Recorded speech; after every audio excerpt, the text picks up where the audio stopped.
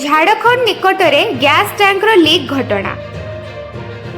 ओडिशा झाड़खंड सीमा एक गंभीर अघटन घटी जामसला निकटरे जेउठारे गैस भर्ती एक टैंकर अचानक भावे लीक हो पड़ी। घटना घटी पूर्व सिंहभूमि जिला अंतर्गत बाहुड़ागुड़ा ब्लॉक रे जियो पेट्रोल पंप सम्मुख रे। उक्त टैंकर रे प्रोफिलिन गैस भरा जाइतिला। गैस लीक हेबा परे स्थानीय लोकंक मध्यरे भय और आतंक प्रकाशित होइछि। सूचना मिलवा सहित प्रशासन तुरंत पदक्षेप नेइछि। सुरक्षा दृष्टिकोणରୁ राजपथ को बंद करी इलाका को अवरोध करा जाइछि।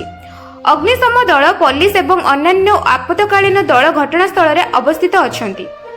वर्तमान पर्यंत कौनसी हताहती खबर मिली नथिबा बेले प्रशासन पूरा परिस्थिति को नियंत्रण करबा पई प्रतिष्ठित भावे काम करूछि। अधिक सूचना पाई आमे आगामी update Debu the public Odisha. जदि आपण मानकु आम वीडियो भल लगी थाए ताहले आम चैनल को लाइक शेयर और सब्सक्राइब करने को भूलिबेनि।